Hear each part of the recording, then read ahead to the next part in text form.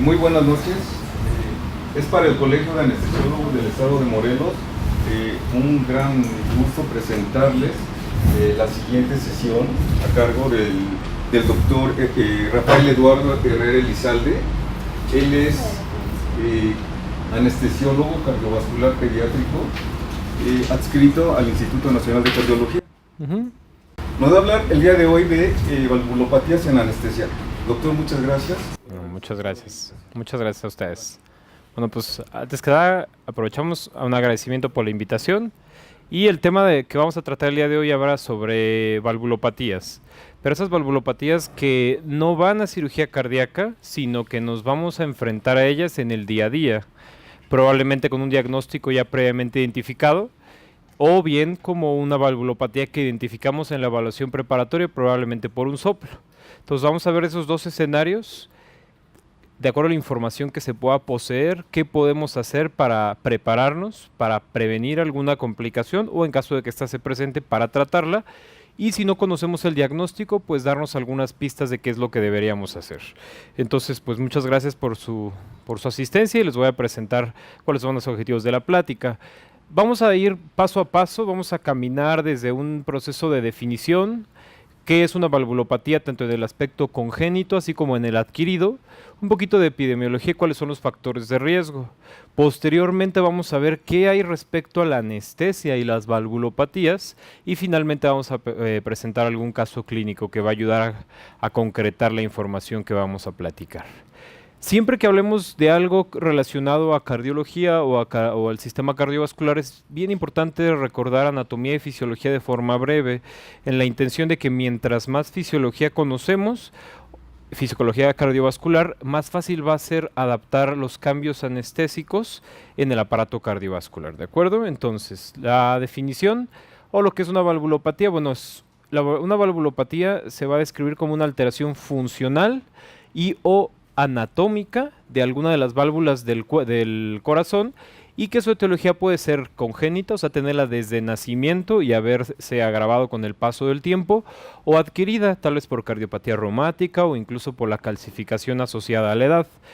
La causa más frecuente, bueno, esta causa va a depender mucho desde dónde lo analicemos, ya que si estamos en un país en vías de desarrollo, como es nuestro país, la causa más frecuente que nos vamos a encontrar es la de la cardiopatía reumática. En primer mundo, pues por los esquemas de antibiótico, condiciones socioeconómicas diferentes, han cambiado esa etiología y ahora la causa número uno es degenerativa, válvulas que se calcifican, que habitualmente suceden en el contexto de estenosis. También existen causas de acuerdo a la edad. Se dice que mientras más joven sea el paciente que desarrolle una patología, por ejemplo, una patología valvular aórtica, es probable que tenga menos valvas. La válvula aórtica suele tener 3 valvas.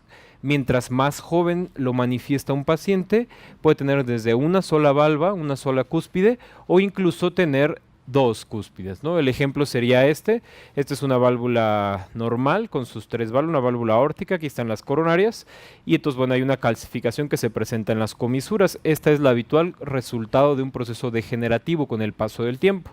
Cuando tenemos una alteración congénita, bueno, pues tenemos una de 2 cúspides, y entonces la calcificación, como se dan cuenta, como el área valvular es mucho menor, sucede más rápido.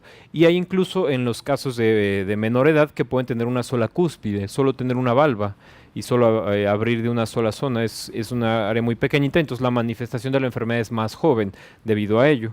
Entonces hay que hacer esa distinción entre aquellas que van a ser adquiridas y aquellas que van a ser congénitas. Un poquito de epidemiología, bueno, esta información que se reporta en los Estados Unidos, reporta una prevalencia de 2.5% de todas las personas que se enferman de cualquier cosa. El 2.5% corresponde a valvulopatías. Resulta que estenosis aórtica lo escriben un 0.4%, insuficiencia aórtica 0.5% y así para cada uno de ellos. Si se dan cuenta, la que describen con mayor prevalencia es la insuficiencia mitral. Sin embargo, la que más tenemos en mente siempre, pues es la estenosis aórtica, ¿de acuerdo? Por género no hubo distinción, o sea, los hombres y las mujeres se enferman en la misma proporción en respecto a válvulas, y de acuerdo a la edad, bueno, ahí sí hubo distinción. Resulta que de acuerdo a la válvula, aquí en este caso vamos a observar la mitral, a la aórtica, de acuerdo a la edad o el incremento en la edad, pues la válvula se van a ir enfermando de manera diferente cada una de ellas, ¿de acuerdo? Da la impresión de que la válvula mitral es la que más se calcifica y conforme uno va aumentando de edad, la incidencia de la patología es mucho mayor. Asimismo, en este mismo estudio, bueno, describían algunos de los perfiles o características que tenían los pacientes con cada una de las enfermedades y describían la etiología. Se dan cuenta, al ser una información que proviene de los Estados Unidos, la causa número 1 pues es la degenerativa, que es lo que les platicaba. La cardiopatía reumática no es ya un mayor problema para esta nación. La reumática siempre queda en segundo orden, salvo en el caso de la estenosis mitral. Y subsecuentemente podemos ver cómo a través del tiempo, en esta gráfica podemos ver número de muertes asociadas a valvulopatías a través del tiempo desde el 79 hasta el 2009 y podemos viendo por ejemplo en incremento a través del tiempo la patología valvular aórtica. La mitral, si bien ha tenido un incremento, este ha sido sutil, no se compara con el de la válvula aórtica, y la etiología, en este caso la reumática para los Estados Unidos, ha ido en decremento, pero las endocarditis han incrementado. Y las patologías de las válvulas localizadas del lado derecho, pues estas se han mantenido constantes a través del tiempo. No son tan frecuentes y casi siempre están asociados a patología congénita, a algún otro tipo de enfermedad. Esta gráfica es muy interesante, este mapa, ya que describen la prevalencia de valvulopatías, sobre todo asociadas a cardiopatía reumática en el paciente joven por nación. Y entonces fíjense cómo, si bien nosotros estamos en este color verde, que corresponde a una prevalencia de 0.8 por cada 1000 enfermos, si lo evaluamos, por ejemplo, con África, que la incidencia parece ser bastante alta, pues no estamos realmente en malos números, pero la realidad es que la cardiopatía reumática sigue siendo una realidad y lo que nosotros como anestesiólogos vamos a encontrar es ese paciente probablemente que viene un procedimiento de emergencia, pero no va a ser joven. Habitualmente las manifestaciones de la cardiopatía reumática van a darse 45, 50, 60 años y ese va a ser el paciente que más problemas nos puede dar y lo vamos a identificar en la evaluación clínica. Brevemente vamos a revisar, como les comentaba, mientras más recordemos de anatomía y dominemos la fisiología, va a ser mucho más sencillo compensar los cambios que se van a asociar a los anestésicos. Entonces el corazón cuenta con 4 válvulas, la válvula tricúspide, pues por su configuración en 3 cúspides o 3 valvas, la válvula pulmonar, la válvula mitral y en este caso la válvula aórtica. Si cortamos y atravesamos el corazón de esta forma, podemos encontrar las 4 válvulas. Esta es la válvula tricúspide, es la válvula más grande del corazón, supera los 8 centímetros cuadrados. Después le sigue la válvula mitral, luego tenemos a la válvula aórtica y la válvula pulmonar, siempre la válvula pulmonar hasta adelante. De la que más pensamos es en la válvula aórtica y de ahí la siguiente lesión o la siguiente válvula a la que le damos culpa casi de los problemas, pues a la válvula mitral. Respecto un poco a fisiología, pues debemos recordar que el drenaje venoso, en este caso vena cava superior y vena cava inferior, que es el drenaje sistémico, llegan a atrio derecho y a través del ciclo cardíaco de una manera coordinada el volumen se desplaza del atrio derecho hacia el ventrículo derecho y de una manera sincronizada entre el cierre de la válvula atrioventricular derecha, o también conocida como tricúspide, se abre la válvula pulmonar y entonces el flujo va anterógrado hacia la arteria pulmonar y sus 2 ramas. De manera consecuente, el flujo retorna a través de las venas pulmonares al atrio izquierdo y entre la apertura de la válvula mitral, el volumen regresa al ventrículo izquierdo y se eyecta a través de la aorta. Es importante recordar que mientras unas valvas se encuentran abiertas, las otras suelen estar cerradas. Durante el ciclo cardíaco existen 2 momentos en los cuales todas las válvulas del corazón están cerradas, que son en los periodos de contracción y relajación isovolumétrica. Entonces las 4 valvas llegan a estar cerradas en algún momento. Jamás llegan a estar abiertas todas juntas, pero sí llegan a estar cerradas.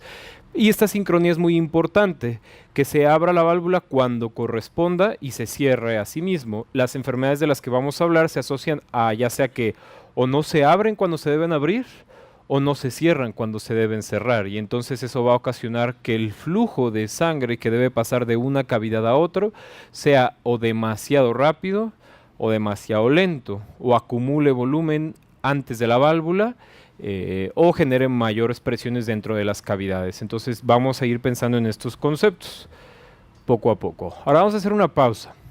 La pausa tiene la intención de recordar algo en lo que no solemos pensar al momento de atender a un paciente o el acto anestésico, y es en gasto cardíaco. Y recordar qué es lo que determina el gasto cardíaco va a permitir que ustedes sepan qué es lo que deben corregir en la valvulopatía, ¿de acuerdo? Vamos a ir como paso a paso y de la mano para llegar ya a la complejidad de una valvulopatía. Entonces, el gasto cardíaco resulta ser que se calcula solo con dos cosas. Frecuencia cardíaca del paciente, aquí vamos a hacer la observación de que puede estar en un ritmo diferente al sinusal. Lo ideal o lo habitual es que esté en sinusal, pero la frecuencia cardíaca es uno de los determinantes. Y la siguiente se llama volumen sistólico. El volumen sistólico es la cantidad de sangre que eyecta el ventrículo en cada latido. Eso pueden ser 50 mililitros, 60 o 100. El valor normal del volumen sistólico es de 60 a 100 mililitros. Si ustedes lo multiplican por la frecuencia cardíaca, por ejemplo aquí les puse 80 latidos por minuto, con un volumen sistólico de 70, el paciente va a tener 5.6 litros por minuto, ¿de acuerdo? Que es un buen gasto. El problema de esta cifra es que si no la relacionamos al área de superficie corporal, no sabemos si es una cifra correcta.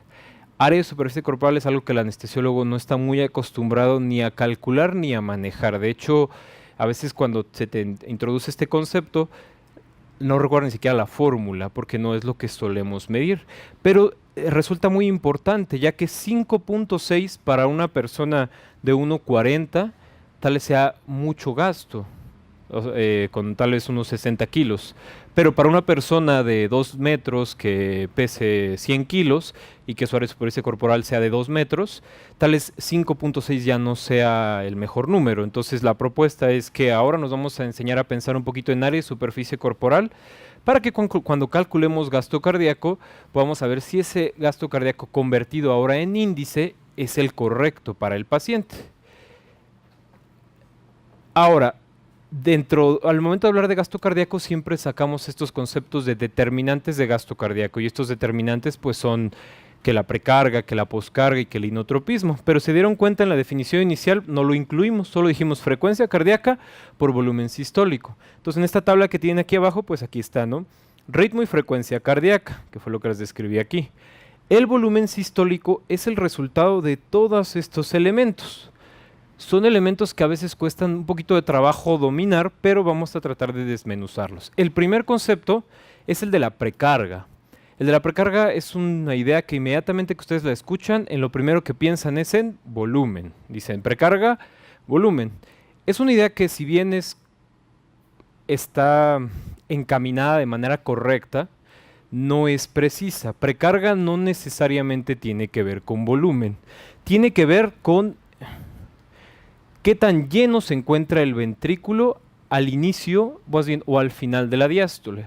En ciclo cardíaco nosotros tenemos que entender que si bien se divide en sístole y en diástole, debemos pensar en el inicio de la sístole y en el fin de la sístole, en el inicio de la diástole y en el fin de la diástole.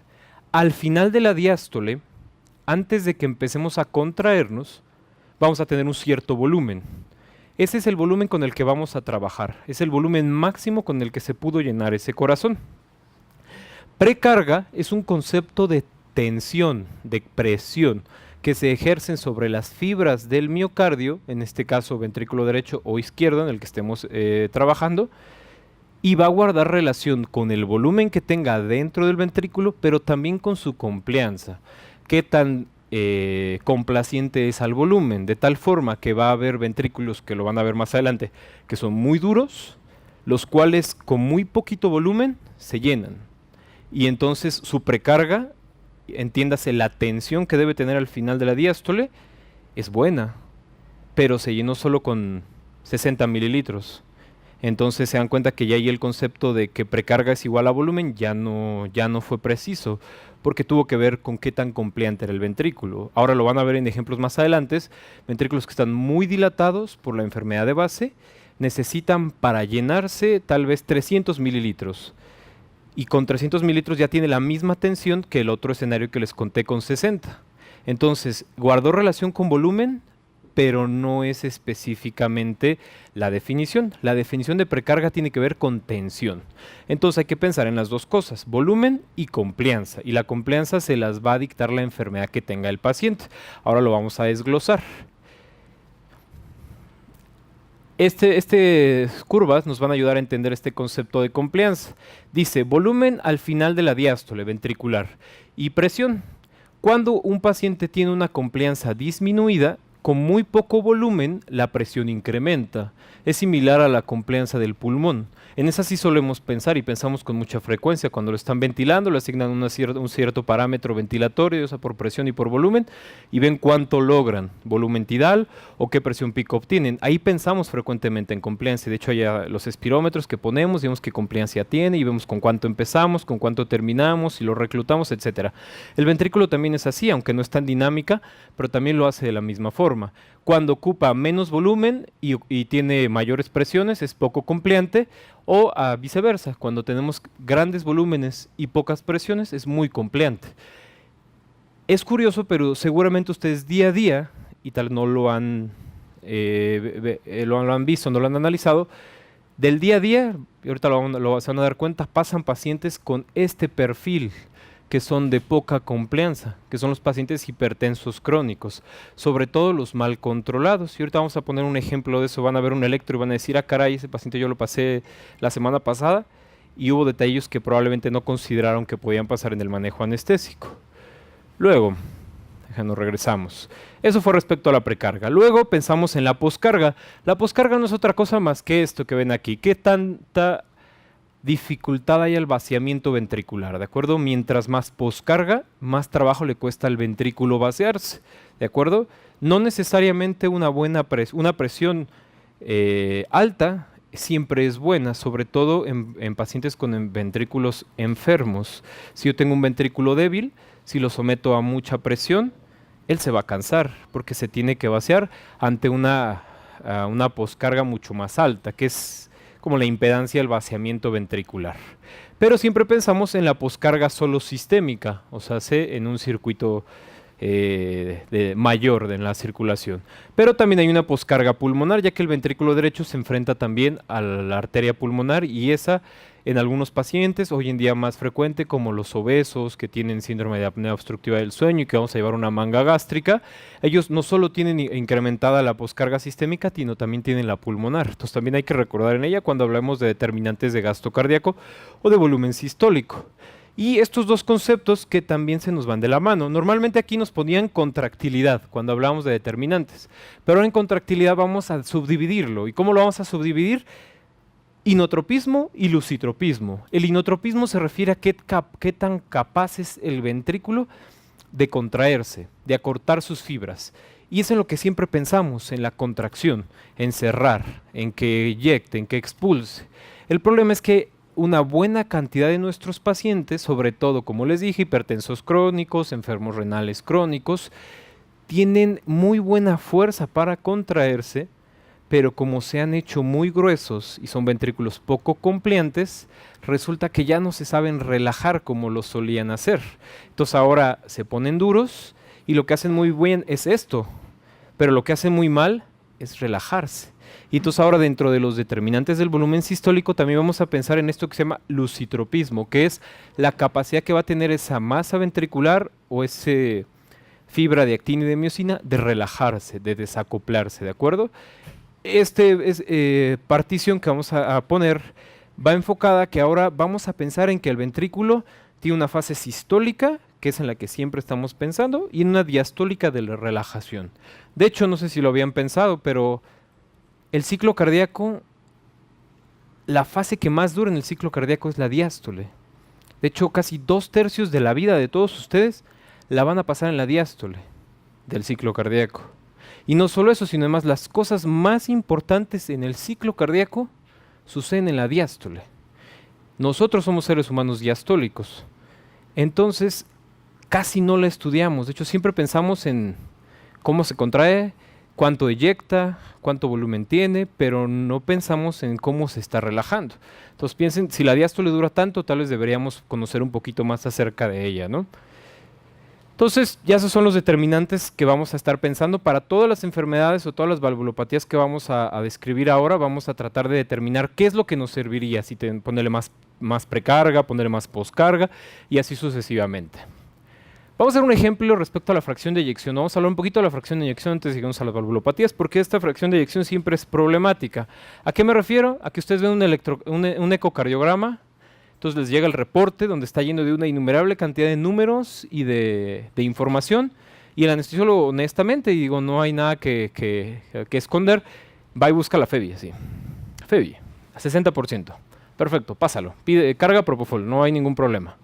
Pero la FEBI es un número muy bueno, creo que es muy importante siempre tenerlo en mente, pero no se analiza de manera aislada.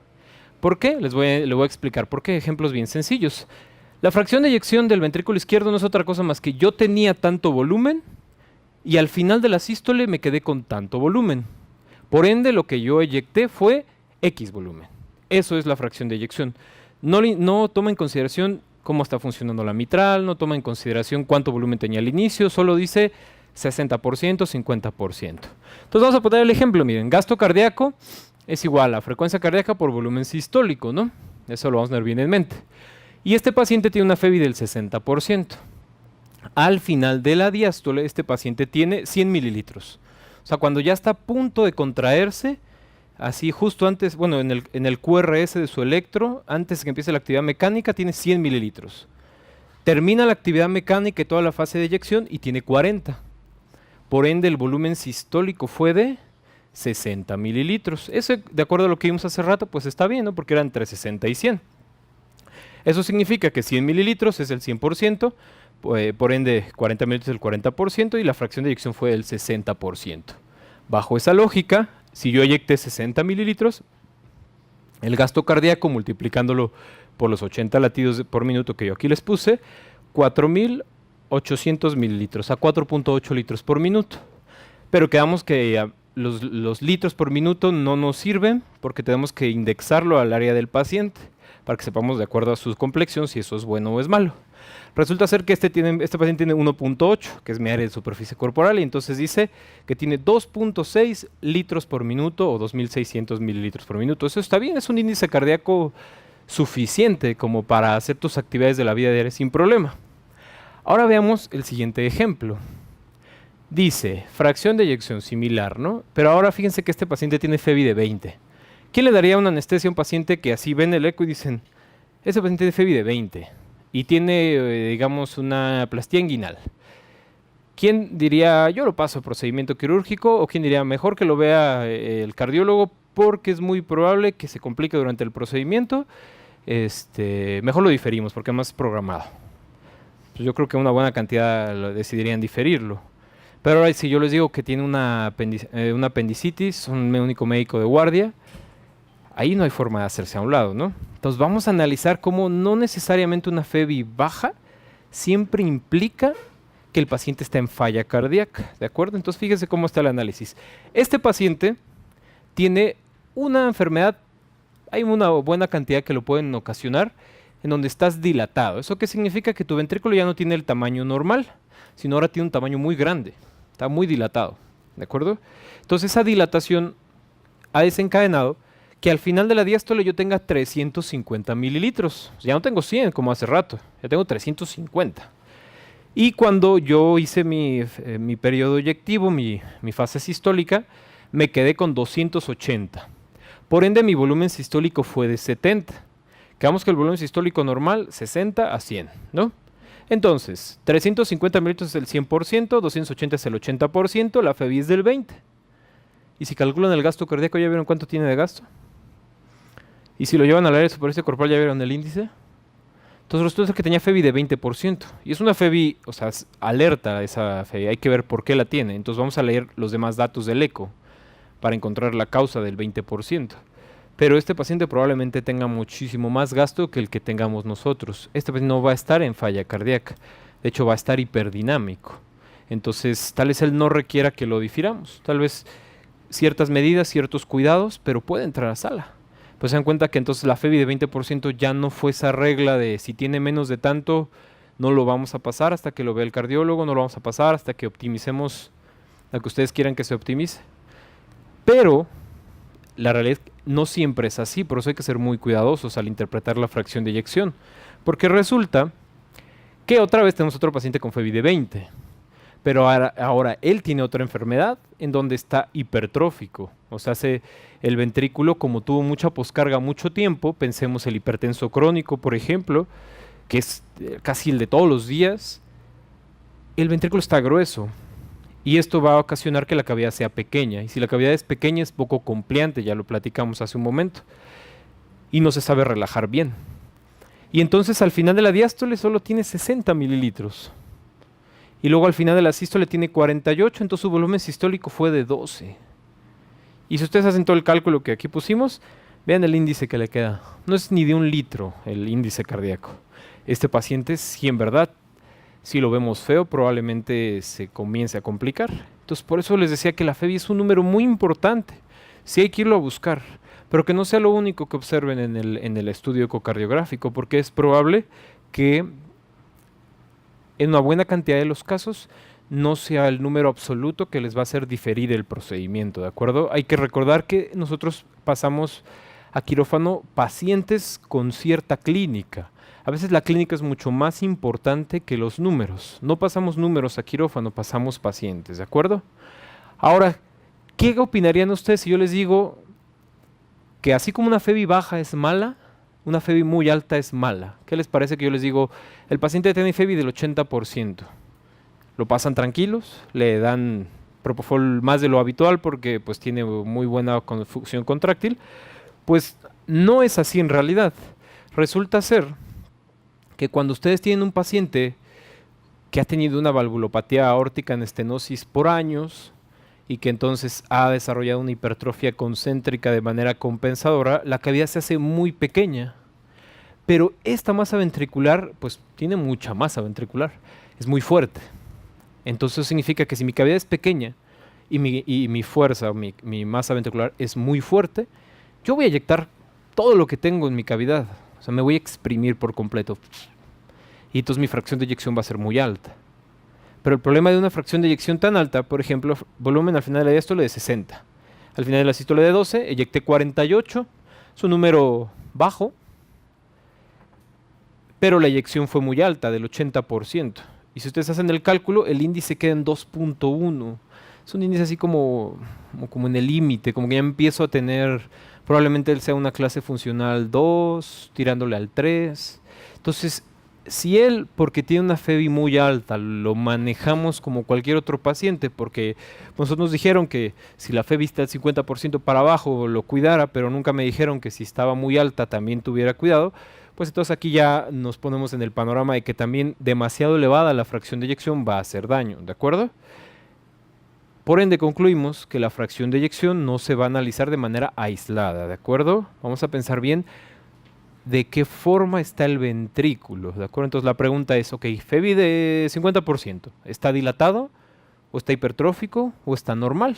Y el eco se los puede hacer saber. Pero no solo el eco, ahorita van a ver otra herramienta que también se los puede hacer saber, que incluso a veces ni la vemos, ni la pedimos.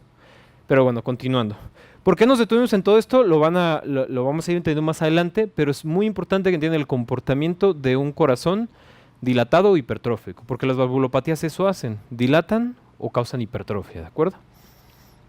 Ahora, volviendo un poquito a los casos que les decía, habrá pacientes que ya tendrán un diagnóstico y entonces ya entraremos con la certeza de que es una patología valvular mitral con estenosis moderada, pero habrá pacientes que no. Entonces, tratando de recordar un poquito eso de la semiología, pues hay que auscultar a los pacientes, ¿de acuerdo? Con relativa frecuencia nos toca que les ponemos el estetoscopio y entonces decimos, oh, este paciente está soplando. Nos pasa, por ejemplo, con las embarazadas, ¿no? Pero sabemos que las embarazadas pues están hiperdinâmicas y a veces soplan pues en todos los focos. Bueno, pues es una consideración que está bien descrita, pero ¿qué les parece que esta paciente no está embarazada y va para algún otro procedimiento? No sé si les gusta una rino y le ponemos el estetoscopio aquí en el foco aórtico y escuchan un soplo así. No saben si es, como escriben los cardiólogos, proto, meso, holo, sistólico, el término que ustedes quieran, pero saben que hay un soplo de alta intensidad localizado en el foco aórtico. Y entonces eso ya les debe levantar a ustedes una sospecha de qué es lo que está sucediendo. Siempre ausculten a los pacientes, nos llevamos una buena cantidad de sorpresas, sobre todo cuando se complican y entonces les auscultamos y, mira, soplaba el paciente. Entonces, háganse el hábito, no nos toma mucho tiempo. Entonces, en la semiología, pues vamos a buscar los lugares en donde auscultarlas. La válvula aórtica está aquí, la pulmonar está aquí, que según el espacio intercostal a la derecha o a la izquierda, la válvula tricúspide y la mitral. En realidad es muy sencillo la localización. A veces nos confundimos un poquito en la aórtica y en la pulmonar. Bueno, pues recordar que la pulmonar a la izquierda siempre anterior y la aórtica a la derecha siempre posterior. Cuando las válvulas semilunares, entiéndanse las semilunares como aórtica o pulmonar, en la sístole soplan, pues tienen estenosis. Y cuando hacen en la diástole, tienen insuficiencia. Las válvulas AB o auriculoventriculares, como tricúspide mitral, cuando en la sístole soplan, tienen insuficiencia. Y cuando en la diástole, tienen estenosis, ¿de acuerdo? Entonces esa regla va a ser sencilla para que ustedes puedan recordar e identificar ante qué tipo de pacientes se están presentando. Todos los pacientes tienen soplos, sobre todo la aorta, por ejemplo, tiene soplos así como muy característicos, ¿no? Que si ya encuentran así el detalle fino de querer revisarlo, pues los van a poder auscultar en los pacientes. Pero en general, si ustedes logran memorizar, o si bien no lo memorizan, lo guardan en una tarjetita y se enfrentan a un soplo y lo revisan, pues solo identificar qué podría ser, si una estenosis o una insuficiencia, ¿de acuerdo? Ahora, vamos a hablar ya un poquito sobre lesiones valvulares únicas. ¿A qué me refiero a valvulares únicas? A que solo tiene patología valvular aórtica, a que solo tiene patología valvular mitral, no está en conjunción con otra, o sea, no son doble lesión entre la aorta y la mitral, ¿de acuerdo? Vamos a hablar de fisiopatología y metas anestésicas, que ya es específicamente lo que nos va al tema. Pero antes de iniciar, les quiero hacer una pregunta. Este paciente va a entrar a la sala de operaciones ahorita. Le van a hacer un aseo quirúrgico porque tiene una fractura expuesta de fémur. Venía manejando su moto y salió eyectado, se fracturó el fémur y entonces hay que lavarlo. Y no hay forma de no pasarlo. No se sabe enfermo de nada. Bueno, él dice que toma medicamentos, pero no se acuerda cuáles son. Y como está medio traumatizado, pues tampoco le podemos exigir que nos recuerde todos los medicamentos. Pero le toman un electro en el servicio de emergencias y este es el electro que tiene. ¿En qué piensan? ¿En qué piensan y qué les preocuparía al ver un electrocardiograma en estas características? La primera sospecha, bueno, pues es que se ve grande todo esto, ¿no? Sí, unos complejos de unos tamaños impresionantes y estas ondas están invertidas que no deberían de estar así en este tipo de pacientes, ¿no? Entonces, en los electros normales. Entonces, ¿estos están de acuerdo que ya habla de anormalidad? ¿Con ese electrocardiograma tomarían alguna consideración especial solo con verlo? Pedirían una interconsulta al cardiólogo, pero estamos en turno nocturno y la fractura está expuesta y entra ahorita. Ok, evitar la sobrecarga hídrica, una de las opciones que escribieron. Antes de poder indicar tratamientos, recuerden, nosotros los médicos no podemos dar tratamientos sin diagnósticos, porque entonces empezamos a cometer errores. ¿De acuerdo? Hay un concepto que guarda mucha relación en cardiología, que es que el cardiópata no tolera los líquidos. Es cierto, el cardiópata no tolera los líquidos cuando es un control a largo plazo. ¿De acuerdo? O sea, yo no voy a tener al cardiópata durante 10 años controlándole su falla cardíaca si lo tengo con un aporte libre de líquidos. Pero probablemente un evento agudo donde esté perdiendo volumen, donde existe una fractura, probablemente sí tolere los líquidos, solo hay que ser muy cuidadosos en respecto a cómo los vamos a administrar. Este electro sugiere que tiene una hipertrofia ventricular izquierda, ¿de acuerdo? Por eso es lo importante que el anestesiólogo conozca y domine el electrocardiograma, porque te va a ayudar a dar muchas pistas de qué es lo que está pasando. Y no solo eso, sino además las ondas, como están invertidas, habla de sobrecarga, ¿de acuerdo? Y entonces ustedes tienen un paciente hipertenso crónico, que como que llaman los hipertensos crónicos, hacen una masa ventricular muy amplia, una cavidad pequeña, y no se saben relajar bien. Entonces ustedes ya dicen, con este electrocardiograma ya sé que él no tiene buen lucitropismo, que está hipertrófico y que tiene una cavidad pequeña. Entonces, ¿qué significa? Que probablemente si yo lo hago que se acelere, no se va a llenar su cavidad. Y entonces, por consecuente, no voy a tener un buen gasto. Ahorita lo vamos a desglosar, pero bien, con este electro ya estamos pensando en una enfermedad. Ahora, ¿qué pasa?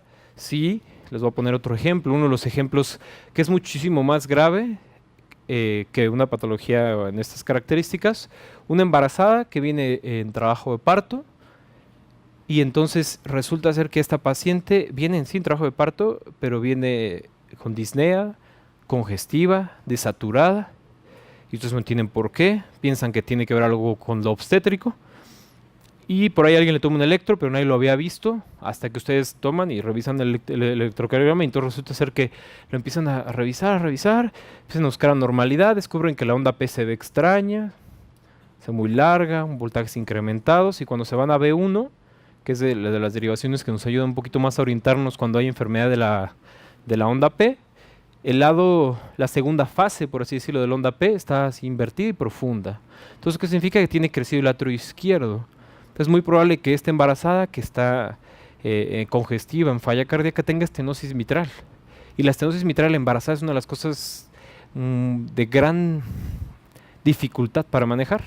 Pero entonces el electrocardiograma ya les ayudó a ustedes a tratar como de dilucidarlo, ¿de acuerdo? Entonces no dejen de lado el electrocardiograma en sus pacientes, darles un vistazo para que les ayude a integrar un diagnóstico y dar un manejo un poquito más fino. Entonces, ahora sí, ya vamos a avanzar a las valvulopatías, que es el tema en cuestión. Resulta ser que la estenosis aórtica pues es una obstrucción al vaciamiento ventricular izquierdo, ¿de acuerdo? Entonces el tracto de salida del ventrículo izquierdo llega a la válvula y la válvula está cerrada, ¿de acuerdo? Hay severidades de qué tan cerrada puede estar, desde algo leve, moderado, severo y algo crítico. Ahorita les voy a mostrar los números.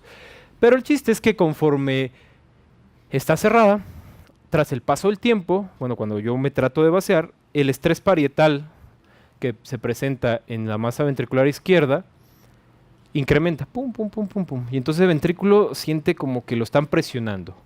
Para resolver eso, lo que hace es ponerse grueso. Entonces la presión que antes debía manejar una persona, ahora la manejan 4 personas detrás de él. Y entonces ya le es más fácil eyectar volumen. Eso es lo que ocasiona que se ponga hipertrófico y entonces con el paso del tiempo esto se va haciendo más grueso, más grueso, más grueso. El problema es que ese grosor crece tanto para afuera como hacia adentro y entonces el tamaño de la cavidad se va haciendo pequeñita, pequeñita, pequeñita. Esto también le pasa a los hipertensos crónicos, no tan severo ni en tal magnitud como en una patología valvular aórtica en estenosis, pero también les pasa. Y resulta ser que en estas curvas donde hablamos de volumen y presión, de manera normal, fíjense cómo llegamos más o menos como a 80 de presión y se empieza a vaciar el ventrículo, ¿de acuerdo? Aquí se está llenando de volumen, se eleva la presión, se eyecta y se vuelve a vaciar y así sucesivamente. Fíjense cómo el paciente con estenosis valvular aórtica tiene que subir hasta casi, ¿qué les gusta? 140 de presión y alcanza una sistólica de 220 para poder vaciarse. Entonces la obstrucción que tiene la válvula no le permite vaciarse como normalmente debe, ¿de acuerdo? Y ese fenómeno es el que desencadena la hipertrofia y que la cavidad se haga pequeña y que se vuelva un ventrículo poco compleante. Hay una fórmula que solemos olvidar los anestesiólogos, que tenemos muy en mente, una que se llama presión de perfusión cerebral, ¿no? Esa sí la tenemos así. De hecho, todas las anestesias que llegan a dar de neuro o incluso en cualquier otra, la recuerdan y hasta la calculan y dicen, ah, no, pues sí, tenemos tanto. Pero ¿quién recuerda la fórmula para la presión de perfusión coronaria? ¿O cuál es la presión de perfusión coronaria normal? Bueno, esta fórmula dice así, presión arterial diastólica, porque acuérdense que las coronarias se llenan en diástole, menos la presión al final de la diástole. ¿Se acuerdan que les he estado hablando mucho de al final de la diástole, al final de la diástole? Les hablé mucho de volumen al final de la diástole. Ahora les voy a hablar de presión al final de la diástole. Quedamos que si el ventrículo es poco compleante, el volumen que tenemos va a traducir una mayor presión. Entonces imagínense que yo tengo una presión arterial diastólica de 80 y con esta masa ventricular así tan amplia, esta presión de aquí adentro que sea de 20, que sería una presión al final de la diástole del ventrículo izquierdo de 20. Entonces 80 de diastólica menos 20, ¿cuánto nos daría? 60. Entonces resulta ser que la presión de perfusión coronaria normal debe ser de 50 para arriba. ¿De acuerdo? Pero resulta que este paciente lo dormimos, le pasamos propofol, porque además cuando entró tenía 150/70, hipertenso, dijimos no hay problema, pasamos propofol, pasamos con cuidado, y entonces este paciente se vasodilata, ¿no? Por el efecto del propofol. Al vasodilatarse, la presión arterial diastólica desciende, y entonces ya no tenía el 70 que habíamos quedado, ahora tiene 50, pero tiene 90/50. Y entonces uno como anestesiólogo dice 90/50, pues no es un mal número, yo creo que podríamos esperarnos un ratito, ¿no? Pero si él tiene una presión aquí de 20, una telediastólica de 20, 50 menos 20 nos va a dar 30. Y entonces la presión de perfusión coronaria de este paciente ya es de 30. ya no está ni siquiera cercano a lo normal, que 50 es lo normal para mí, que no tengo valvulopatía aórtica.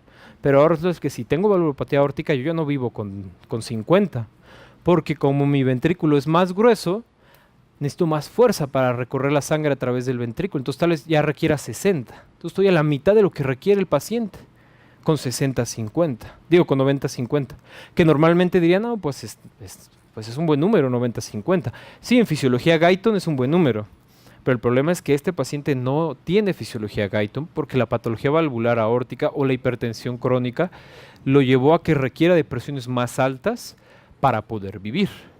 Ahora, otra observación que siempre se me hace interesante. Cuando uno se hace hipertenso crónico, las resistencias vasculares sistémicas incrementan, ¿no? Entonces yo tengo una tubería en todo el cuerpo, normalmente de este diámetro. ¿Están de acuerdo? Pero si yo me hago hipertenso, el diámetro se hace más pequeño, es lo normal. Pero aquí cabían 5 litros, o sea, en toda la economía, pues, pero con este diámetro. Pero si ahora me hice más pequeño, ya no caben 5 litros, ¿están de acuerdo? Ya caben 3, por poner el ejemplo. Y el paciente vive así, pero con 3 litros. De hecho, la primera línea de tratamiento de la hipertensión es diurético, ¿no? Le sacamos ese volumen que le sobra. Y ustedes llegan y el anestésico que ustedes quieran, el que ustedes nombren o el que sea, lo ponen. ¿Y qué le va a pasar a este diámetro? Le va a incrementar, ¿no? Y ahora, ¿con qué lo voy a llenar? Si el paciente tenía volumen para 3 litros y ahora yo hice el tamaño, no voy a poner exagerado, ya no voy a 5, a 4. ¿Quién le va a dar ese litro que le falta? Y ahora la pregunta es, ¿le debo poner 1 litro al paciente si va a una plastía de hernia inguinal? ¿Lo debo dejar hipotenso todo el tiempo hasta que recupere, pase el efecto del anestésico? ¿O le debo corregir las resistencias vasculares sistémicas? Entonces, los anestésicos ya sabemos cuál es la alteración que van a desencadenar, porque no pensamos en que las podemos corregir, ¿de acuerdo? Como un propofol que va a vasodilatar. Bueno, si ese escenario ahora lo llevamos con este paciente que necesita una presión de perfusión coronaria, como ya les platiqué, un poquito más alta, pues entonces más a mi favor que no podemos dejar que se vasodilate bajo ninguna circunstancia.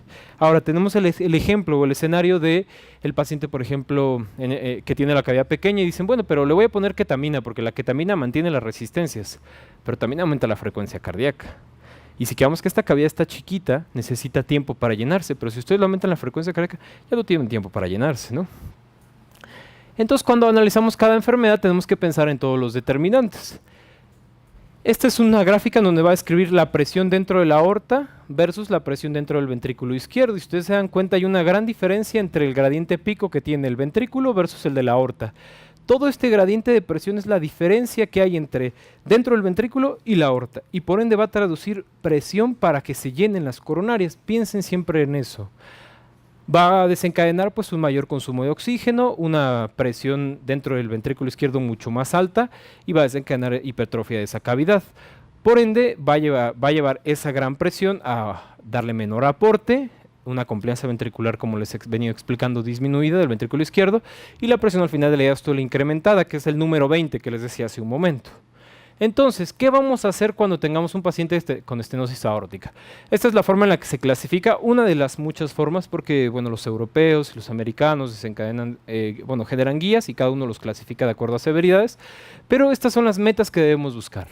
La primera dice precarga, y esa frase me encanta, mejor lleno que vacío. ¿Eso qué significa? Que si lo vamos a vasodilatar, le vamos a quitar ese tono vascular y la cavidad es pequeña, es mejor que tenga volumen a que ustedes digan es cardiópata y no le voy a poner líquidos porque a mí ya me dijeron que los cardiópatas no toleran líquido. Pues aquí dice mejor que esté lleno que vacío, porque la cavidad ventricular es pequeña, ya quedamos. Y como además pequeña y fuerte, se va a exprimir en cada latido. Entonces mejor hay que dejarlo con un buen aporte de volumen. La frecuencia cardíaca mientras más baja es mejor, porque así se va a poder llenar, va a tener tiempo de llenado ventricular o tiempo de fase diastólica. Luego, el ritmo, pues siempre en todos nos va a interesar que se mantenga el ritmo sinusal, pues porque la patada arterial nos va a brindar del 20 al 30%, incluso a veces más, del gasto cardíaco. La contractilidad aquí, si ustedes incrementan la contractilidad, imagínense que lo ven hipotenso y como que no ven bien cómo resolverlo, y le inician dobuta. Este paciente, si de por sí ya estaba con mucha fuerza de contracción, ahora no se va a relajar nada y entonces va a estar así, entonces le vamos a hacer un daño. La contractilidad la dejamos así, incluso si se deprime un poquito, no hay ningún problema porque es un ventrículo muy fuerte. Y las retenencias vasculares sistémicas hay que mantenerlas o ligeramente incrementadas. ¿Para qué? Y aquí lo dice, para mantener la presión de perfusión coronaria. Siempre piensen, o a partir de ahora piensen, que así como hay una presión de perfusión cerebral en la que siempre estamos pensando, también hay una presión de perfusión coronaria. Y si el paciente llega con una presión arterial sistémica o una presión arterial basal alta, hay que mantenerlo ahí. Por algo el paciente entró con 180-90. Necesita tal vez de ese 90 para mantener su coronaria perfundida. No lo lleven a 90-60, porque entonces denle tiempo antes de que la hipoperfusión coronaria desencadene un foco ectópico y empiece a fibrilar. Y ahí es donde el paciente que estaba todo bien, que lo estaban lavando, empieza a fibrilar. ¿Por qué? Por la hipotensión. Entonces no permitan que esos periodos de presión baja desencadenen hipoperfusión coronaria. Ahora ya a partir de ahora van a pensar más en la presión de perfusión coronaria. Luego, la siguiente enfermedad de la que vamos a hablar es la insuficiencia aórtica. La insuficiencia aórtica lo que hace es que una vez que yo me contraigo y que debo inyectar mi volumen, cuando la retracción elástica de la aorta decide que se acabó la sístole y que vamos a regresar el volumen, en vez de tener una válvula que lo detenga, pues tiene una válvula que se le regresa. Y entonces el ventrículo se empieza a dilatar. ¿Se acuerdan que hace rato hablamos de ventrículos dilatados? Este paciente con el paso del tiempo va a hacer una gran dilatación y va a tener una FEBI bajita, pero ya les expliqué hace ratito que las FEBIs bajitas dilatadas probablemente tengan un buen gasto, no estén en falla. Y entonces aquí describen cómo estos pacientes en la presión que respecta en la aorta, la presión diastólica va a estar muy abajo. De hecho, estos pacientes tienen presiones de pulso bien incrementadas. La presión de pulso es la diferencia entre la sistólica y la diastólica. Entonces, un paciente que ustedes le toman la primera presión arterial y resulta ser que tiene 150, 50. Y entonces ustedes lo ven y dicen, ah, caray, ah, caray. A ver, vamos a auscultarlo, porque 150, 50 no me suena normal. O sea, son 100 de presión de pulso. Lo normal es que tengamos una presión de pulso entre 50, 60, 40, incluso si quieren. Tiene 100. Vamos a auscultarlo, esto no es normal. Entonces ya lo auscultan y ustedes que tiene un soplo diastólico, un foco aórtico. Ah, tiene insuficiencia aórtica, ¿de acuerdo? Entonces vamos a cuidar ahora cosas al revés de como lo hicimos con la patología valvular aórtica. Ahorita la vamos a desglosar. Pero ellos siempre van a cursar con presión arterial diastólica baja. Son uno de los diagnósticos que cursan con presiones de pulso muy amplios. Ellos cuando desarrollan un evento en agudo, quedamos en la tablita de hace ratito que les mostré, es volumen versus presión. De manera normal, pues están trabajando por ahí de 100, 120 mililitros al final de la diástole, que es lo que les platiqué. Y eyectamos y volvemos. En agudo, cuando por alguna lesión traumática la aorta se rompe en agudo, entonces ya no trabajamos en 120, si se dan cuenta ya trabajamos en 180 probablemente. Cuando es en crónico, digo, no es tan frecuente que veamos pacientes de insuficiencia aórtica en crónico, pero cuando es en crónico, vean hasta dónde lo manejamos. Hasta 350, tal vez 380. Y él, si le hacen un eco, ¿qué FEBI creen que va a tener? De acuerdo al ejemplo que les dije, va a tener una FEBI de 20 o de 30. Pero si estamos trabajando con 350 y 150, los volúmenes sistólicos van a estar mucho más altos de lo normal, a pesar de que la FEBI sea baja. Entonces siempre hay que pensar en ese elemento de cómo interpretar la fracción de eyección. Ahora, ¿cómo le vamos a hacer? Dice así, ¿cómo vamos a manejar la precarga? En ambos escenarios las vamos a tratar de incrementar en la intención de que si el ventrículo ya está dilatado, el aumento en la precarga va a ayudar a que se mantenga siempre el ventrículo lleno y las fibras de actina y miosina se mantengan lo mejor acopladas posible. ¿De acuerdo? Entonces, ¿cómo lo vamos a hacer? La vamos a incrementar. La frecuencia cardíaca, se dan cuenta que es rápida o en crónica de un punto intermedio a rápido. Rápido entiéndase entre 80 y 100. ¿Para qué? Si yo lo tengo en 100, entonces no va a haber periodos diastólicos o los periodos diastólicos se van a cortar. Entonces en la diástole era cuando se le regresaba el volumen, ¿se acuerdan? Pues ahora si lo hacemos rápido y nos aceleramos, no hay tanta diástole y entonces no se regresa tanto volumen. Entonces a él sí hay que tenerlo acelerado. Por ejemplo, en el caso de hace rato, el paciente aórtico quedamos que debe ir lento, ¿no? Entonces, ¿qué les parece que a él nos vamos un poquito más alto con el fenta o usamos su fentanil para que se bradicardice un poquito más? En él nos podemos ir un poquito más abajo con el fenta sin que tenga dolor y nos enfocamos un poquito más tal vez al hipnótico. Y entonces la frecuencia del paciente va a estar más alta y eso va a permitir que la patología valvular aórtica en insuficiencia se compense solita. Y si no se compensa, pues ponemos algo para que se acelere el corazón. ¿De acuerdo? El ritmo, pues como le dije, siempre es sinusal, ese lo queremos conservar. La contractilidad, pues si está dilatado, la contractilidad, ¿qué les parece? ¿Va a ser buena o mala si está dilatado? Mala. Entonces probablemente si vemos que no responde, tengamos que poner un medicamento que lo haga que se contraiga. Pero entonces aquí ya tenemos dos cosas que necesitamos, contractilidad y frecuencia, o sea, inotropismo y cronotropismo. Por ejemplo, dobutamina puede resolver ese problema, ¿de acuerdo? Y no solo eso, sino además, ¿qué imaginan que puede pasar si yo tengo mucha presión aquí? Que incluso aquí les ponen el ejemplo. Si yo tengo una gran poscarga, ¿qué creen que le va a pasar a la insuficiencia aórtica? Va a tener más regurgitación. O sea, si con 100 de sistólicas se regresaban, voy a poner un ejemplo, de 20 mililitros, pues con 200 de sistólicas se van a regresar 100 mililitros, porque entonces tengo una fuerza que me favorece el retorno. Entonces, a él no lo quieren hipertenso, a él lo quieren de hecho que las resistencias bajen un poco, para que se vacíe con más facilidad. Entonces van a querer que se vasodilate, que esté con mayor contractilidad y que tenga mayor frecuencia. Entonces me suena totalmente a dobutamina. Contracción, frecuencia y vasodilatación como un inodilatador que se le denomina, ¿no? Entonces estas son las metas que debemos cubrir en este tipo de patología. Luego, la estenosis mitral. La estenosis mitral es una de esas enfermedades en las que no pensamos tampoco mucho. De hecho, no pensamos tanto en la mitral.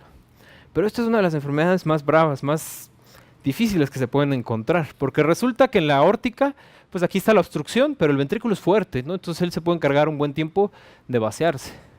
Pero el atrio no tiene masa muscular. Y la obstrucción está aquí. ¿Cómo le hace para pasar por este pequeño hoyito si no tiene fuerza? Entonces la estenosis mitral, si lo pensamos, en realidad se vuelve algo complicado. Y resulta que conforme va pasando el tiempo y la válvula mitral se va haciendo más pequeña, por ejemplo aquí ven ustedes el flujo a través de la válvula, pues es alto cuando tiene esta área valvular, y conforme va bajando el área valvular, pues el flujo disminuye, ¿de acuerdo? Y entonces, ¿cómo le haremos para pasar a través de un orificio tan chiquito la misma cantidad de volumen? Entonces, para eso tenemos estas sugerencias de metas anestésicas. Precarga alta. ¿Para qué queremos una precarga alta? Bueno, fíjense bien, ¿para qué podría ser? Si esto está más lleno, tiene más presión, ¿no? Y si tiene más presión, el gradiente a través de las dos cavidades incrementa y eso hace que se vacíe con mayor facilidad, ¿de acuerdo? Entonces, precarga alta, queremos llenos los atrios. Frecuencia cardíaca dice evitar taquicardia, de tal forma que si yo lo tengo rápido, no hay tiempo de llenado diastólico. Y en la diástole es cuando el flujo pasa a través de la mitral. Entonces a él lo quiero lento, ¿de acuerdo? ¿Para qué? Para que tenga más tiempo de pasar la válvula. Luego el ritmo sinusal, aunque estos pacientes es bien difícil que estén en ritmo sinusal, porque como se dilata el atrio, pues entonces, y aquí se origina la fibrilación auricular en las venas pulmonares, pues es difícil que esté este paciente en ritmo sinusal, pero bueno, si lo tuviese vamos a tratar de conservarlo. Las resistencias vasculares sistémicas no las vamos a modificar, la contractilidad tampoco, y lo que sí vamos a cuidar mucho, y es el primer caso en el que lo describimos, es las resistencias vasculares pulmonares. ¿Eso qué significa? Que a este paciente no lo vamos a dejar que se desature, vamos a dejar que retenga CO2, si es necesario, pues mejor le vamos a asistir la ventilación, porque si retiene CO2 o se desatura, o hace acidosis, o se enfría, aumenta la presión pulmonar.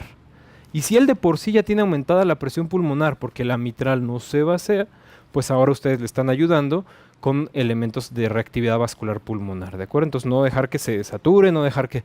Este es el escenario así como pues trágico, sería un paciente con SAOS, obeso, con estenosis mitral. Entonces sería así como... está de miedo este caso. Ahora, la insuficiencia mitral, pues lo que sucede es similar a la insuficiencia aórtica. Cuando el flujo debe salir, se regresa. El problema de la insuficiencia mitral, creo que tengo aquí un dibujito de la insuficiencia mitral, es que cuando ustedes tienen un paciente con insuficiencia mitral y evaluaron la FEBI es bien engañosa. Porque la FEBI solo les dice, y les expliqué hace rato, lo que tenía y con lo que me quedé. El problema de la insuficiencia mitral es que si yo me contraigo, el flujo se va a ir tanto para la insuficiencia como para la aorta. Y cuánto se fue hacia lo sistémico y cuánto se regresó hacia la mitral dependerá de la gravedad de la insuficiencia, pero no lo sabemos, no tenemos un número así que diga, la FEBI es del 50%, pero la mitad se fue a la mitral y la mitad se fue a la aorta. Entonces las FEBIs en insuficiencia mitral hay que tener cuidado, porque puede decir 60, pero una buena parte se está regresando por la válvula mitral. Entonces hay que tener mucha consideración en ello, porque incluso en la prevalencia, ¿se acuerdan que les dije previamente? La más frecuente de todas era la insuficiencia mitral. ¿De acuerdo? Entonces ponen su estetos, checan la presencia del soplo y tengan cuidado al interpretar el eco. Ellos también trabajan en volúmenes elevados. ¿Cómo vamos a hacer las metas anestésicas? Bueno, precarga, mantenerla. Aquí no la vamos a elevar tanto. Frecuencia cardíaca tampoco la vamos a modificar demasiado, porque si subimos la frecuencia cardíaca, mientras más latidos o mientras más fases sistólicas, más se regurgita, más se regresa. Entonces no lo queremos tan acelerado. Ritmo de preferencia lo queremos en sinusal, pero no suele poderse porque miren, está dilatado. Luego las resistencias vasculares sistémicas es lo mismo que en la insuficiencia aórtica. Si yo tengo mucha poscarga, el ventrículo izquierdo se tiene que contraer con más fuerza, y entonces si se contrae con más fuerza, se regresa con más fuerza hacia la mitral. Entonces también hay que quitar la poscarga. Contractilidad, pues mantenerla, y las resistencias vasculares pulmonares también no hay que permitir que se eleven. Entonces, por ende, llegamos a la conclusión de que, de acuerdo a la valvulopatía, pues tenemos un manejo anestésico sugerido. Esta es como una tableta que a mí siempre me gusta mantener, la tengo ahí en el celular una foto, y entonces cuando tengo una duda voy y la reviso y digo, estos pacientes se manejan de esta forma. Entonces viene un resumen muy bonito. ¿Cuáles son las que siempre deben de tener como en consideración? Pues la estenosis valvular aórtica, qué hacer con ella, y la mitral, que son como las dos más importantes, ¿de acuerdo? Continuando, la estenosis tricuspidia tiene un componente o un comportamiento similar pues a la de la estenosis mitral, entonces el manejo que vamos a dar va a ser el mismo. Aquí está el resumen, vamos a dar exactamente lo mismo. La precarga elevada, vamos a evitar taquicardia para que tenga la oportunidad de vaciarse el ventrículo derecho, bueno, el atrio derecho, y así sucesivamente para el resto de las determinantes que previamente describimos. Para la insuficiencia tricuspidia también tenemos la versión en agudo y en crónico, y las reglas son las mismas. Entonces, si ustedes se memorizan cómo manejar a la mitral, pues se van a memorizar cómo manejar a la tricúspide, ¿de acuerdo? Aunque quedamos que la valvulopatía de corazón derecho, o sea, tricúspide pulmonar, es relativamente rara, ¿de acuerdo? Ahora vamos a mencionar rápidamente este caso clínico. Este caso clínico es más muy interesante porque les pudo caer a cualquiera de ustedes en su práctica del día a día. Femenino, 62 años, 122 kilogramos, unos 55, 50 de índice de masa corporal. Pero resulta ser que tiene dolor abdominal, 72 horas de evolución. Ha recibido metamizol y ceftriaxona, entonces el cuadro ya está completamente modificado. No ha tomado líquidos de hace 24 horas, o sea, fiebre, sin tolerancia a la vía oral, deshidratada y pues la complexión que ya vimos. El cirujano dice tiene una apendicitis y hay que meterla a quirófano. Y somos los únicos médicos de guardia. Luego resulta que tiene exposición crónica al humo de leña y es hipertensa desde hace 20 años. ¿De acuerdo? Esa hipertensión tenía un trasfondo, pero nunca estudiaron ese trasfondo, entonces nos va a tocar a nosotros enfrentarnos a esa parte que nunca estudiaron. Dice que ella desde hace 6 meses le duele el pecho. Resulta ser, y les voy a comentar un pequeño breviario, los pacientes con estenosis valvular aórtica, cuando se empiezan a apretar mucho, la presión de perfusión coronaria ya no es la misma o requieres más. Si yo me esfuerzo más de lo habitual, me falta flujo coronario y entonces hago angina sin estar enfermo de las coronarias. Digamos que en la balanza que les mostré hace ratito, le pedí más oxígeno al cuerpo, yo miocardio, pero no me puedo aportar la misma cantidad, entonces empiezo a tener angina. Entonces esta paciente tiene 6 meses que tiene angina, ¿de acuerdo? Y dice que hace 2 días se exacerbó cuando tuvo fiebre y taquicardia, sobre todo esta parte. Y un día que estaba saliendo de la ducha, presentó síncope. Resulta ser que en el baño, cuando uno está bañándose con agua caliente, por eso a veces no es tan bueno bañarse con agua demasiado caliente, te vasodilatas, ¿no? Pero si la patología valvular aórtica vive con resistencias, que es lo que dijimos que íbamos a cuidar, y yo me estoy bañando y me vasodilato, cuando cierro el agua y hago un esfuerzo físico de caminar y salir de la regadera, pues ya no tengo las mismas resistencias que tenía antes, ya no tengo la misma presión de perfusión coronaria, y entonces sufro síncope. La mayoría de los pacientes que captamos en el hospital, bueno, no la mayoría, una buena cantidad de ellos han tenido esta evolución. De hecho, si los interrogan así con mucho cuidado, sí describen que han sentido síncope, han sentido angina o han tenido un evento de síncope, o por ejemplo bajo el sol. ¿De acuerdo? Entonces, interesante preguntar los antecedentes así que parecen de poca importancia. Y fíjense, miren, dice que tuvo un antecedente de OTB bajo anestesia regional evento en el que reporta el anestesiólogo que estuvo hipotensa y que le costó muchísimo trabajo levantarle la presión. Entonces ya tenemos ahí por ahí otro antecedente importante. Ay, ay, ay. Entonces en la exploración física, brevemente, la frecuencia cardíaca, vean la presión que tiene, está hipertensa, con fiebre. Ustedes pueden revisar que al momento de auscultarla, pues tiene un soplo sistólico de alta intensidad en foco aórtico, se irradia al cuello. El pulso es débil y breve, esa es una de las características del pulso del paciente con estenosis valvular aórtica, que es cortito, ¿de acuerdo? Y asciende, bueno, va incrementando su intensidad y luego de forma abrupta desciende, crescendo, decrescendo. Bueno, pues la obesidad que ya habíamos descrito, en la placa pues observa la hiperinsuflación por el problema tanto del sobrepeso así como de que tenía antecedente de exposición a humo de leña. El corazón se ve grande y entonces en el electro ustedes ven que está en ritmo sinusal, pero tiene índices como el índice de Sokolov de 45 y entonces ya le dice, no, pues este paciente tiene el electro que les mostré hace rato, tiene hipertrofia ventricular izquierda. Entonces dicen, bueno, pues angina, síncope, soplo y el electro con crecimiento de cavidades izquierdas, pues ustedes ya pensaron, este paciente tiene seguramente patología valvular aórtica y no lo sabíamos. Entonces ahora viene la parte interesante. De acuerdo al caso clínico descrito previamente, la probabilidad de una cardiopatía adquirida de larga evolución es muy alta. ¿Cuál es la sospecha diagnóstica? Cardiopatía reumática inactiva con compromiso valvular aórtico. Muy bien, el soplo, la sintomatología. Ahora, el siguiente caso. La presencia de angina estable es indicativo de lo siguiente.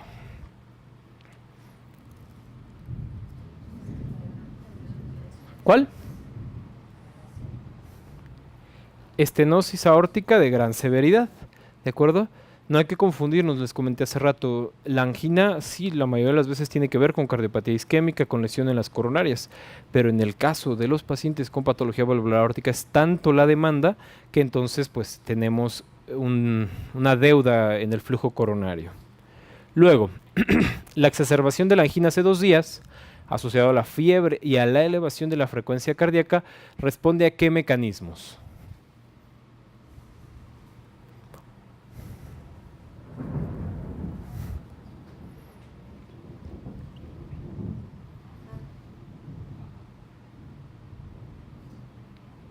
¿Alguien más? ¿Qué opción? ¿Cuál? La A, ¿de acuerdo? ¿Por qué? Porque entonces la taquicardia dice, bueno, no nos llenamos, no vamos a llenar el corazón porque nos latimos rápido. Luego la fiebre y luego que no ha tomado líquidos, que la intolerancia a la vía oral, entonces no hay precarga y hay incremento de la frecuencia cardíaca. Entonces ya descompensamos por 2 mecanismos la patología valvular aórtica. Y luego dice la manifestación de síncope de la estenosis aórtica es sugestivo de una... O sea, cuando te da síncope, si no te hacen algo a la válvula, en 2 a 3 años, muy probable que te mueras. Dice que la fisiopatología de la presentación de este paciente guardó relación con la ducha. ¿Y cuál es el mecanismo que lo explica? Se los comenté previamente. Reducción de las resistencias vasculares sistémicas cuando te estás bañando o cuando estás bajo el sol. Entonces esos detallitos siempre parecen no importantes, pero si hay algo cardiovascular, le ponen el esteto, si hay algo que no les gusta, pues sean así como un poquito más detallistas en preguntarle cosas al paciente antes de someterlo al acto anestésico. Y dice, la más grave manifestación clínica de una estenosis valvular aórtica es la falla cardíaca, asociada a una supervivencia no mayor a 6 meses. Sin embargo, estos pacientes desarrollan un tipo de falla en donde la fracción de eyección del ventrículo izquierdo se encuentra conservada. ¿Cómo la denominarían de acuerdo a esta descripción?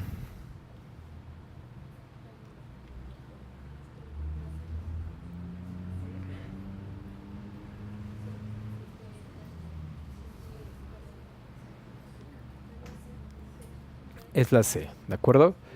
El paciente cuando empieza a desarrollar esa sintomatología está evolucionando de una falla diastólica, o sea, que no se sabe relajar, eso se refiere a una falla diastólica, hacia probablemente en unos meses a una global, o sea que ya tampoco se sabe contraer. ¿Se acuerdan del ejemplo que les puse de FEBI de 20, en donde tenía un volumen sistólico de 12 y entonces daba un índice cardíaco de medio litro? Es el paciente que con el paso del tiempo hace falla global. Tenía diastólica primero con FEBI de 80, y con el paso del tiempo el ventrículo se cansa y ahora ya tiene FEBI de 20, pero ahora sí esa FEBI de 20 sí es alarmante, ¿de acuerdo? Es la evolución de la patología. Y entonces ahora dice, con base en lo previamente descrito y de acuerdo a los determinantes que ya hablamos, ¿cuáles serían los cuidados que usted tendría para brindar la técnica anestésica? Tienen A, B y C como opciones.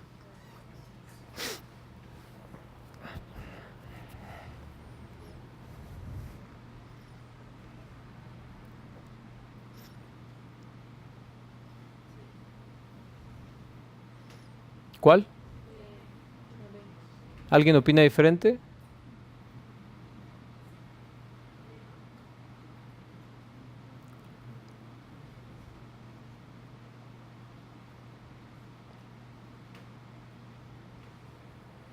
Entonces, en todos estamos de acuerdo que queremos ritmo sinusal, ya quedamos. Este paciente tiene la cavidad ventricular chiquita, entonces queremos que la frecuencia esté baja para que tenga más tiempo de llenarse el ventrículo. La precarga, quedamos que era mejor lleno que vacío, ¿no? Entonces, pues normal alta. La contractilidad, yo les pregunto, ¿la quisieran a ustedes aumentada? Este paciente tiene una masa ventricular así, ya vieron el electro de hace rato, ¿no? Entonces, ¿quieren aumentar la contractilidad? No. Entonces se quita. Normal. ¿Y las resistencias vasculares sistémicas cómo las quieren? Altas. ¿Para qué? Para mantener la presión de perfusión coronaria, ¿de acuerdo? Es en la que ahora van a pensar todos los días en todos los pacientes que pasen. ¿Cuál sería el tipo de monitoreo que le darían al paciente que va a entrar a una apendicectomía con este antecedente?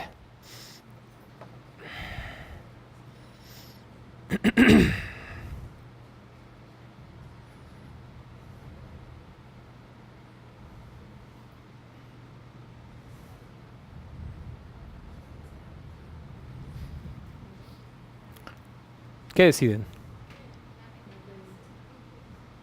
A ver, levanten la mano todos los que dicen B. Sin pena, no pasa nada. Pero así, con ganas, que la vean así, está arriba. Ok, y levanten la mano ahora todos los que dicen C. Que la diferencia es que aquí le van a poner un catéter de la arteria pulmonar. Un Swan-Ganz, pues. ¿Quién dice que la C? Levanta la mano. ¿Y quién dice que la A? Bueno, y la opción D, o cuál es la que los que no levantaron la mano escogieron. Entonces, a ver otra vez. ¿Quién escoge la B? Ok. Bueno. Sin duda este paciente, por la severidad de la enfermedad, necesitará de un monitoreo invasivo. Al menos la línea arterial sería algo indispensable por la severidad del cuadro. El catéter venoso central, bueno, sería algo que se podría evaluar. Muy probable que sí lo requiera, más el procedimiento, la complexión, tal vez requiera vasopresores, pero sin duda la línea arterial sí. El catéter de flotación pulmonar, ese sí de plano no lo vamos a ocupar, no es un tipo de patología que así lo amerite, ni tampoco un procedimiento quirúrgico. Y pues no invasivo, pues salvo que no lo tengan y estén lejos, pues ni modo, tendrán algo que improvisar.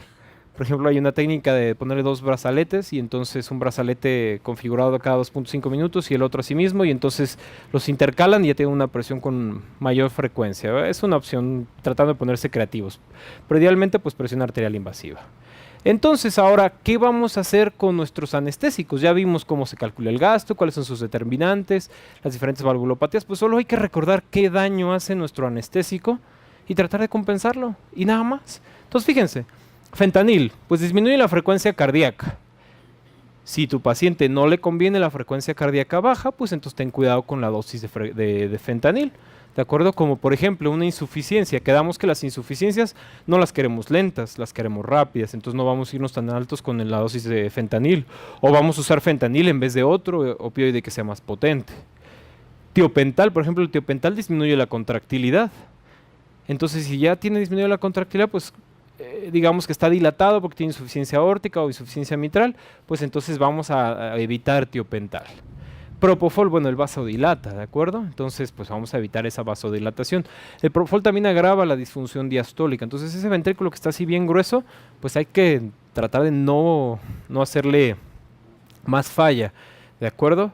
Pues ketamina, la ketamina tiene esa ventaja y queremos siempre usar la ketamina en los pacientes que están así muy graves, pues porque libera catecolaminas endógenas y entonces eleva la frecuencia cardíaca, la presión arterial, todo eso. El problema es que la frecuencia cardíaca en algunos casos cuando la elevan demasiado puede ser contraproducente, por un lado. Y por otro lado, es como la efedrina. La efedrina es ese fármaco que ustedes ponen con relativa frecuencia, pero el costo de la efedrina son dos cosas. El primero, depletan las aminas del paciente. Cuando el paciente las requiera, en verdad, ya no va a tener, porque el anestesiólogo le puso 50 miligramos de efedrina. Entonces se dan cuenta que le ponen 5, responde, 10 ya no responde, 25 ya no responde, y piden otra efedrina y toda la efedrina ya no responde, entonces ya no tiene catecolaminas. El problema es que cuando las ocupe el paciente, porque seguro ese paciente que requirió 50 miligramos de efedrina está en un estado crítico y va a requerir sus aminas más adelante, ustedes ya se las gastaron, ¿de acuerdo? Esa es una desventaja. Y la otra es que además de subir las resistencias, también sube un poco la frecuencia cardíaca. Entonces, si no se beneficia de frecuencia cardíaca elevada, pues también la efedrina le va a hacer daño. Piensen en otras opciones como noradrenalina. Hay siempre ese concepto, ese tabú de que no se pueden utilizar ciertos fármacos por vías periféricas, ¿no? Entonces ustedes van y revisan la bibliografía, resulta ser que hay mucho sustento, incluso hay estudios en donde se escribe de qué forma vasopresores administrados vía venosa pueden afectar el flujo regional en las extremidades, y resulta ser que no hay tal, no se afecta la perfusión. Entonces tal vez ese paciente que tiene 60-40, que está en sepsis y que están esperando a que llegue el catéter venoso central y luego no llega, y ya que llegó, no ha llegado la persona que lo puede o sabe o quiere poner, y entonces el paciente pasa 1 hora en 60-40. ¿Por qué no le decíamos tal vez una perfusión de un vasopresor por vía periférica, un buen calibre, sustentado en que hay bibliografía que describe precisamente que no hay una lesión asociada al uso por vía periférica, y entonces ya no tuvimos al paciente con 60-40 1 hora, ya lo tuvimos con 90-60 en busca, o en 100-60 y en busca del central para ya hacer el puente, ¿de acuerdo? Entonces piensen bien en qué momento usar efedrina y qué tanta efedrina van a utilizar, porque después el paciente probablemente lo requiera. La ketamina hace lo mismo. La primera dosis de ketamina bonita la presión, pero en la otra dosis de ketamina ya no va a tener ya no va a responder igual, la presión incluso se va a quedar así, no va a subir pues. Y si le da una tercera dosis de ketamina ya no va a subir la presión, ahora sí ya va a ser un anestésico, ya va a disminuir el tono simpático, entonces tengan cuidado cuántas veces. Midazolam, pues siempre uno de los fármacos que describimos de forma cardiovascular, bueno, aunque neurológicamente ya está saliendo mucha información de cómo hace daño en los extremos de la vida. Y pues los halogenados, ¿no? Que pues causan vasodilatación, algunos aumentan la frecuencia cardíaca, depende cómo lo use. Entonces, ustedes solo recuerden esa parte de anestesia que ya dominan y que tienen bien presente en la mente. Y dicen, a ver, este paciente requiere de frecuencias cardíacas altas o bajas, este anestésico tal o cual no me va a funcionar. Entonces, cosa nada más de que lo recuerden. Este resumen también yo se lo recomiendo que lo tengan así como bien presente en la mente. Ahora, hay un escenario breve y rápidamente que vamos a describir, que es que las válvulas nunca vienen enfermas una sola. Siempre vienen enfermas 2, o una válvula tiene 2 lesiones. Entonces, a raíz de eso, bueno, pues se hace toda una serie de descripciones, donde, bueno, la válvula puede tener doble lesión, estenosis o insuficiencia, o la válvula en estenosis también tiene insuficiencia la de atrás, la mitral, por ejemplo, si la aorta está enferma. Entonces, hay que pensar ahora a cuál le vamos a dar más importancia. Y siempre, bueno, llega a pasar. Y entonces, bueno, es un poquito de epidemiología. La asociación más habitual es el 80% la aórtica y la mitral, y 20% mitral y tricuspidia. Cuando tenemos una doble lesión valvular, aquí lo que nos referimos es que tenga estenosis con insuficiencia, pues vamos a tener un ventrículo que inicialmente probablemente estaba hipertrófico y luego al acompañarse de insuficiencia se empieza a dilatar, y entonces ahora tenemos un ventrículo como hipertrófico, excéntrico, un poquito deforme. Y entonces dice, ocasiona una sobrecarga de volumen y presión sobre el ventrículo. Entonces ahora ven que la exigencia en consumo de oxígeno es más alta. El manejo hemodinámico debe buscar optimizar la precarga, que era una de las metas en insuficiencia, y optimizar la poscarga para cuidar la presión de perfusión coronaria. O sea que lo que aprendimos en los dos escenarios los vamos a conjuntar en uno solo. En el caso de la mitral, el paciente que tiene doble lesión tiene una sobrecarga de volumen y de presión en ventrículo y atrio. Entonces la estabilización hemodinámica es a base de la normalización de la poscarga, frecuencia cardíaca y contractilidad, aumentar la precarga, disminuir las resistencias vasculares pulmonares. Si observan, es más o menos el tratamiento que mantendrían para la estenosis mitral. Casi siempre las lesiones en estenosis son las que más preocupación nos van a dar, y de hecho son a las que les debemos dar prioridad en el manejo, ¿de acuerdo? Salvo que les digan que la insuficiencia sea la lesión más importante, bueno, pues lo tratarán como insuficiencia, pero habitualmente es la estenosis. En alguna ocasión escuché un argumento que me decían, es que ¿cómo puedo tener dos lesiones en una sola válvula? O sea, ¿cómo puedo estar estenótico e insuficiente a la vez? Como que no guarda relación.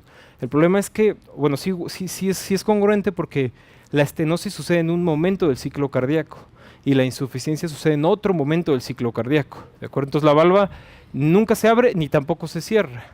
Cuando se debe abrir no se abre y cuando se debe cerrar no se cierra, pero como sea en dos momentos del ciclo cardíaco sí podemos tener una doble lesión en una sola válvula, ¿de acuerdo? Ahora, cuando tenemos lesiones valvulares múltiples, solo tenemos 3 reglas que seguir. Dice, las manifestaciones clínicas dependen de la válvula con mayor compromiso. O sea, si la estenosis es mayor, lo que les acabo de decir, vamos a tratar a la estenosis en vez de irnos por la insuficiencia. Y asimismo nos vamos a ir por la sintomatología y el compromiso hemodinámico de la válvula proximal se va a tomar en consideración cuando la sintomatología y el compromiso hemodinámico así lo dicte. Una estenosis proximal protege las repercusiones de una valvulopatía distal. ¿A qué me refiero? Por ejemplo, tengo la aórtica y la mitral. Si la mitral está en estenosis, le pasa menos volumen al ventrículo izquierdo, ¿no? Entonces, si la aórtica estaba enferma, la enfermedad de la aórtica no va a ser tan grave porque la mitral en estenosis está deteniendo el problema. Entonces una estenosis proximal protege a la valvulopatía distal, ¿de acuerdo? Y dice, una estenosis distal agrava las consecuencias de una regurgitación proximal. ¿A qué me refiero? Lo mismo, el mismo escenario. Ahora fíjense que esta tiene estenosis y esta tiene insuficiencia. Entonces, esta como necesita más presión para vaciarse, es lo que les decía de la poscarga. Si tengo mucha poscarga, la insuficiencia mitral se agrava, ¿de acuerdo? Entonces, las estenosis proximales protegen a las insuficiencias o estenosis distales y las estenosis distales agravan las insuficiencias proximales, ¿de acuerdo? O sea, a uno le pones más poscarga y al otro lo proteges porque no dejas que caiga volumen, ¿de acuerdo? Entonces, a manera de resumen, también para ya no detenernos en cada una de estas lesiones,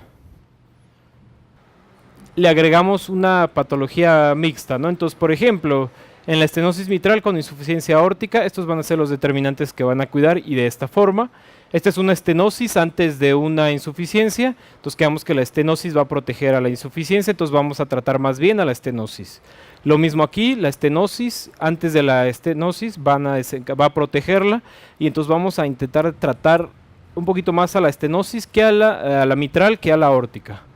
La insuficiencia antes de la insuficiencia y no hay tanto problema, las tratamos como insuficiencia, una frecuencia cardíaca elevada. Una insuficiencia mitral previa a una estenosis, aquí en este caso ponemos leve a moderada, estas serían nuestras metas, y para el caso de esta que son ya en severas, la estenosis aórtica, estas serían nuestras metas. Entonces mi propuesta es que esta tablita, pues le tomo una foto, si no yo les dejo la presentación, la tengan siempre a la mano y entonces cuando tengan un paciente con esas características lo pueden aplicar. Y vamos a concluir que las valvulopatías son enfermedades frecuentes, como vieron en la estadística, no es algo que digan, eso nunca va a pasar, no es como que digan, voy a tener un fallo todos los días. Bueno, una patología valvular probablemente sí, tal vez no todas sean severas, pero sí van a tener una patología valvular. Solo recuerden dónde está el soplo, qué tipo de soplo es, qué tipo de lesión, y entonces si no se acuerdan de las reglitas, nada más sacan la tabla y dicen, a este le tengo que cuidar la frecuencia, a este le tengo que dar una mayor precarga. Los anestésicos impactan de forma importante en todos los mecanismos compensatorios de una valvulopatía. En uno que otro mecanismo va a ser mayor el daño. Entonces recuerden qué daño hace su anestésico desde un punto de vista hemodinámico y traten de compensarlo. Y finalmente, entender la forma en la que el gasto cardíaco se produce y cómo la valvulopatía lo compensa. Por ejemplo, el aórtico quedamos que compensa con resistencias. Entonces, ustedes se acuerdan que el gasto cardíaco depende de resistencias, pues entonces vamos a cuidar esa parte, ¿de acuerdo? Entonces es importante que desde el inicio de la clase recuerden esa parte de gasto cardíaco para que así lo podamos llevar hasta el final en el manejo anestésico, ¿de acuerdo? Y ya finalmente para concluir y cerrar la plática, una cosa que pues suelo poner, ya es un hábito, cuando se trata de aprender, el proceso de aprendizaje es complicado. Todos nos hemos sentado a leer y nos hemos encontrado con la frustración de que al siguiente día ya no nos acordamos. Y si te preparas para un examen durante mucho tiempo, lo que leíste en marzo, para tu examen en noviembre ya no te vas a acordar. Entonces resulta ser que este individuo se le ocurrió, vamos a investigar cuáles son los mejores métodos para aprender. Y entonces resulta ser que escuchar, que es lo que ahorita venimos haciendo durante la última hora, pues vean la tasa de retención que van a tener, ¿no? Leerlo, pues 10%. Pero fíjense cuál es la forma más efectiva de que ustedes aprendan. No estamos hablando de los que lo van a recibir, sino de que ustedes aprendan. Y fíjense que la forma más efectiva es decir, discutir, hacer y decir y hacer. Y aquí fíjense cómo dice, enseñar a otros. Si ustedes un día les dicen, ¿saben qué? Para y explícame cómo funciona una patología valvular aórtica. Y no lo pueden hacer al punto de que mi interlocutor lo entienda, es porque todavía no lo saben. Pero si no están dispuestos a compartir lo que en verdad saben, el motivo tendrán, que si no quiero que aprenda, que si no quiero que me quite la priva, que si lo que ustedes quieran. Si ustedes no lo explican, déjense del problema que le dan a la persona, que es que no aprende, es que ustedes también no lo están aprendiendo y lo están olvidando, ¿de acuerdo? Entonces, compartir el conocimiento es la mejor forma de que ustedes mismos aprendan. Si su interlocutor lo quiere recibir, bueno, también se va a ver beneficiado, pero si no, solo por hablar y dar la clase y explicar, ustedes van a aprender. Entonces, es la invitación para que en verdad compartan sus conocimientos, lo que ustedes dominen, lo que ustedes sepan, lo que sea, pero compártanlo, y eso les va a permitir incluso de aprender más cosas conforme lo vayan explicando, ¿de acuerdo? Entonces, pues muchas gracias y sería todo.